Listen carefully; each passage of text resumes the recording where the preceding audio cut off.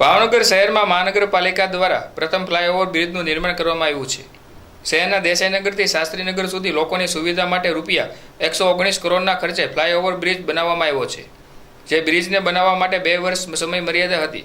જોકે આ બ્રિજ બનાવવા 5 જેટલો વર્ષનો લાગ્યો હતો। બોરતળાવ રોડ ઉપર વારંવાર સર્જાતા ટ્રાફિક જામનો પ્રશ્ન હલ કરવા મનપા દ્વારા રાજ્ય સરકારમાંથી શહેરી વિકાસની ગ્રાન્ટ દ્વારા આ બ્રિજનું નિર્માણ કરાયું છે। આશરે 1.5 કિલોમીટરના બ્રિજને ભાવનગરના મુખ્ય પ્રવેશદ્વાર નારી ચોકડીથી શહેર તરફ આવતા રોડ પર દેસાઈનગરથી શરૂ કરીને શાસ્ત્રીનગર અને જ્વેલ સર્કલ બંને તરફ અવરજવર માટે બનાવવામાં આવ્યો હતો। શહેરના પ્રથમ ફ્લાયઓવર બ્રિજના પ્રથમ તબક્કાનું લોકાર્પણ કરાયા બાદ આજે બીજા તબક્કાનું લોકાર્પણ કરાયું છે। જોકે આ બ્રિજનું જ્વેલ સર્કલ તરફથી કામ હજુ અધૂરું હોવાથી તે રસ્તો જેમનો તેમ રહેવા દેવામાં આવ્યો છે, ત્યારે દેસાઈનગરથી શાસ્ત્રીનગર તરફ જવાના બંને રોડનું લોકાર્પણ કરી લોકોના ઉપયોગ માટે ખુલ્લો મૂકવામાં આવ્યો છે। આ બ્રિજ બનતા બોરતળાવ રોડ ઉપર વારંવાર સર્જાતા ટ્રાફિક જામની સમસ્યામાંથી લોકોને મુક્તિ મળશે। આજે બીજા તબક્કાના બ્રિજના લોકાર્પણ કાર્યક્રમમાં પૂર્વ શિક્ષણ મંત્રી અને પશ્ચિમના ધારાસભ્ય જીતુભાઈ વાઘાણી, મેયર ભરતભાઈ બારડ, ચેરમેન રાજુભાઈ રાબડિયા સહિતના રાજકીય આગેવાનો અને લોકો મોટી સંખ્યામાં ઉપસ્થિત રહ્યા હતા।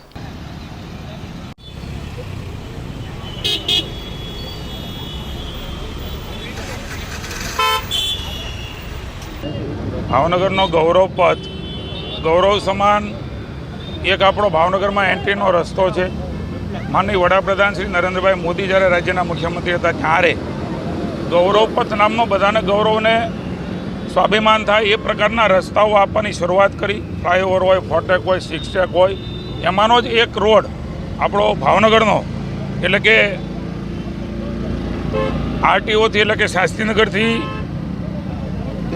આરટીઓ સર્કલથી ને દેસાઈનગર સુધી, એ જ રીતે દેસાઈનગરથી ત્યાં આરટીઓ સર્કલ સુધીનો ફોરટેક આધુનિક રોડ એનું કામ પૂર્ણ થયું છે।